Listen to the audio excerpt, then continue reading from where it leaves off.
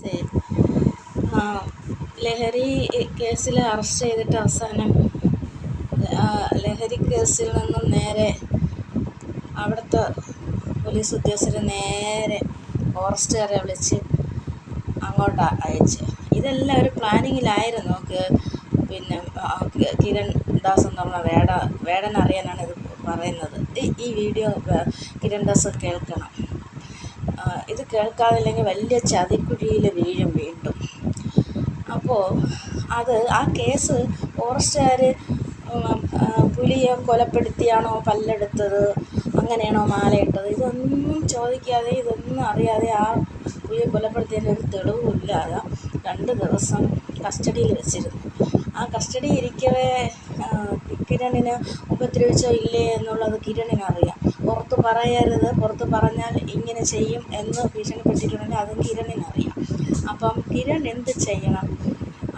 ഈ നമ്മുടെ ഓരോ പരിപാടിയിലും കിരണിൻ്റേതല്ലാതായ പരിപാടിയിൽ കിരണ് പങ്കെടുക്കാനോ ഉദ്ഘാടന ചടങ്ങിനോ വേറെ ഔദ്യോഗികപരമായിട്ടുള്ള യാതൊന്നിനും ഇറങ്ങരുത്. കിരണിന് വലിയ വൻചതി ഒരുക്കി വെച്ചൊക്കെയാണ് കിരണിനെ. എന്നിട്ട് സവർണവർഗ്ഗക്കാരന് ദളിതനുമായ വരെ അകപ്പെടുത്താൻ വേണ്ടി.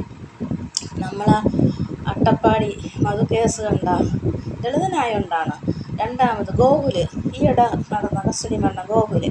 അടുത്ത് ആദ്യം നെടുങ്കണ്ടം ബ്ലൈഡ് കമ്പനി കാശ് നെടുങ്കണ്ടം അവിടെ ഒരാൾ നടത്തിയത്, അതും ഒരു കസ്റ്റഡി മരണം. ഇതെല്ലാം തൂത്തുമാച്ച് കളഞ്ഞ് അതിനെല്ലാം അവരെയൊക്കെ പണങ്ങൾ കൈവശപ്പെടുത്തിയിട്ടും ഉന്നതരുടെ റെക്കമെൻഡിലുമൊക്കെയാണ് അതെല്ലാം മായ്ച്ച് കളഞ്ഞത്. അതുകൊണ്ട് എല്ലാം ദൂരക്കാഴ്ചയോടെ കണ്ണും നട്ട് ആഴത്തിലുള്ളിൽ മനസ്സിലാക്കി വേണം ചതിക്കുഴിയിൽ വീഴാനായിട്ട്.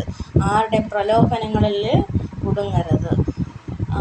ഇതൊരു അഡ്വൈസായിട്ട് വേണമെങ്കിൽ കരുതാം. അല്ല എനിക്ക് ഇത്രയും പ്രായമുണ്ട്, എല്ലാം എനിക്കറിയാം എന്നുള്ള തീരുമാനമാണെങ്കിൽ വീണ്ടും ചതിക്കുഴിയിൽ വീഴും. എന്താണെന്ന് വെച്ചാൽ ഇപ്പം തന്നെ പെൺപിള്ളേർ തന്നെ ആൺപിള്ളേരെ ചതിക്കുഴിയിൽ വീഴ്ത്തുന്നുണ്ട്. അതുകൊണ്ട് ഒരു ലേഡിയാണ്, ഒരു ചേച്ചിയാണ്, ഒരു ആൻറ്റിയാണ്, ഒരു അമ്മയാണ് എന്നൊക്കെ നമ്മുടെ മനസ്സിൽ നിങ്ങളെ പ്രായത്തിൽ തോന്നും. പക്ഷെ അങ്ങനെ വിചാരിക്കാതെ സ്വന്തം തീരുമാനം എപ്പോഴും ആ മെമ്മറിയിൽ ഉണ്ടായിരിക്കണം. നടപ്പിലും പോക്കിലും വരവിലും എല്ലാം അതുണ്ടായിരിക്കണം.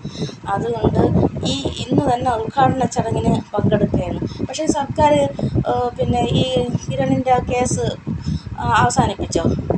കേസ് ഒപ്പിട്ട് ക്യാൻസൽ ചെയ്യിപ്പിച്ചോ? ചെയ്തില്ലല്ലോ.